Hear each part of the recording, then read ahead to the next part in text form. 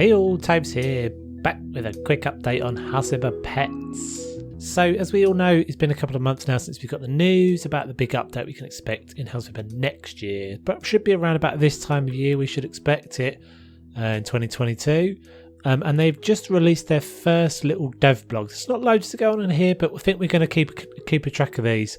So we'll run through what we see in this, what they're talking about, and then I'd like to do a little bit of a chat through of some of the things that we see in there, and some things that I'd love to see in this DLC when it comes.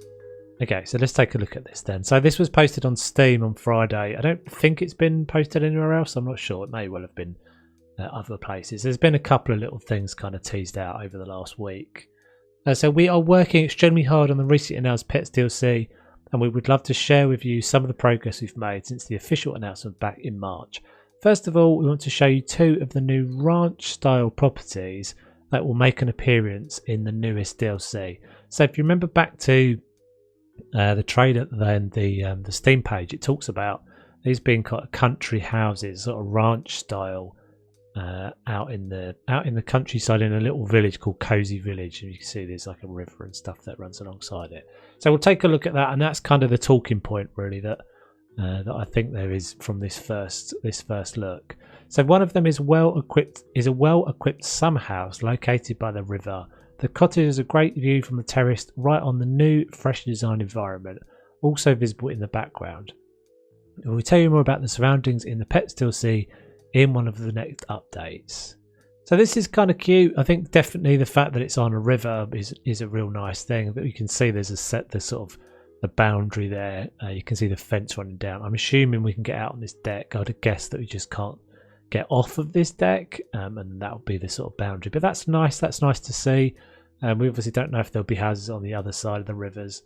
But yeah, talking points in this. We'll get to that in a second. But let's just run through the notes. The second one is located in a clearing. It's a single-story family home with a spacious double garage. So this doesn't look like a single story. It looks like a double story to me. But maybe there's only a sort of mezzanine or something in there. But yeah, again, this is slightly different. As you can see, this is like in a field.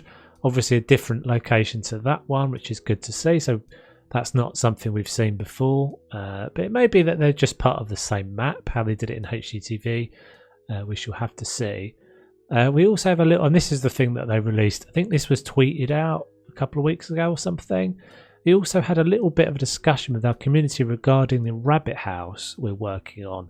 We prepared two versions and we need your help with the decision. Would you like to see the bunnies live in pet houses, option A, or a fancy but closed cage, option B? We will probably go for option A, but we'll leave the choice with you. So that's option A. Yeah, personally not that bothered about that, in all honesty, but we shall see. The last thing we would like to mention is the new furniture for the dining room, kitchen and living room. We feel like this style perfectly fits into the atmosphere of a DLC related to pets. So this is interesting, and this is the first kind of major talking point I think there is in this DLC. So this is really cool, and this is a really good start. Because if you look at all this furniture, it does really have a sort of country style, big table matching set. And actually, this is the first time I think we see a really full set of furniture. You see this double unit here. There's a mirror. There's a dresser unit. There's a single tool unit there. There's a double cupboard over. There's a coffee table. All of this is in the same style. Even this thing over here that's slightly different. So there's 1, 2, 3, 4, 5, 6, 7, 8, 9, 10 pieces all in that set. Never seen that before. It does definitely have a country vibe to it. I think one of the big things that I think of when I think of country houses is like a big table, a big dining table.